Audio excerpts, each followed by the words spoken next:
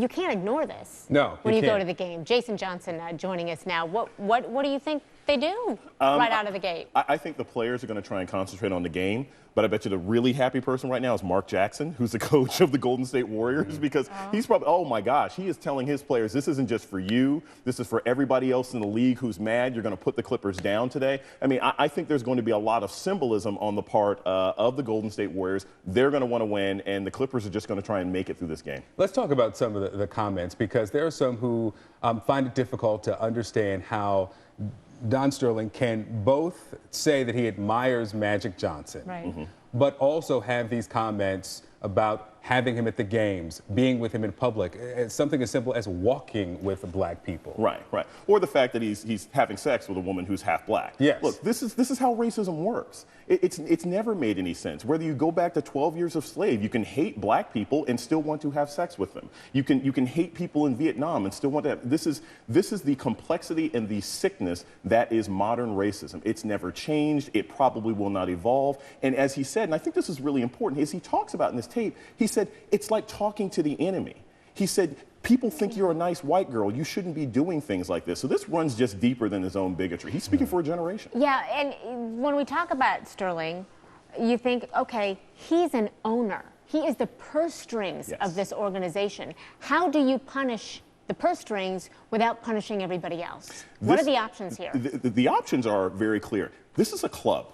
Okay, you don't have a right to own an NBA team. It's as much a privilege to own. There's only 32 in the world. It's as much a privilege to own that team as it is to play. And there are ways that if the commissioner actually gets up off his duff and takes some real authority here, he can say, look, you have damaged the brand, you have damaged the league, and consequently, I think we're going to have to look at your rights to own this team. Just like any player who would embarrass the league, if an owner embarrasses the league should step in and say, look, maybe you're not responsible enough to have this anymore. But what's the likelihood of that, considering that the other owners wouldn't enjoy this precedent? I don't think the other owners would enjoy it, but there are some ways that you can remove someone. They can say, look, we don't want you in day-to-day operations. They can say, you can't come to games anymore under any circumstances. They can say, look, you're getting sued by so many different people that you have already damaged the league enough. We just want to offer you a buyout. And I think that's a possibility. The number of lawsuits that are likely going to come out of this from staff members and other people who've been waiting for him to be exposed are going to be huge. And Adam Silver does not want this dragging on all the way till June in the NBA Finals. Yeah. What do we know about how this tape surfaced? And you know, and the background of this relationship with this woman, and I mean, he's still married, and was it really payback from her? I think it might be, but this is what I think is key about this. TMZ is a lot of things, but they don't get sued a lot. They would not release this tape if they hadn't already authenticated it, because it would be incredibly dangerous to say that this is Donald Sterling if they didn't know. So I think they know it's legitimate. I listened to the tape several times. I have a feeling there's probably more to it. It doesn't sound like they're at the end of it. So I think it's pretty clear that it's him.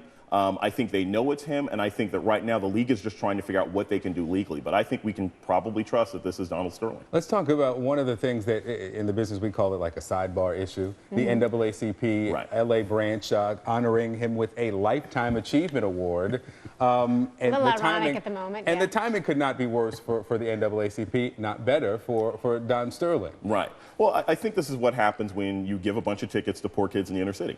And that sounds terrible, but that's pretty much what he's done. Look, he's a rich guy and he's a philanthropist. And this is what we were talking about at the beginning of the complexity of racism. I mean, you can hire black people and still hate them. You can hire women and still hate them. This is Paula Deen. This is, you know, so many other examples we've seen where people can have these dual identities. So I'm not surprised the NAACP was about to give him an award. They would be really dumb to do so now. Yeah. But, you know, we'll see if they actually listen to the cries from the rest of the country. I couldn't imagine how they could go through with it. Not at this point. If they do, you know that we'll be talking about it right here. Certainly will be. Good heavens. Jason Johnson, so good to have you here. Thank you.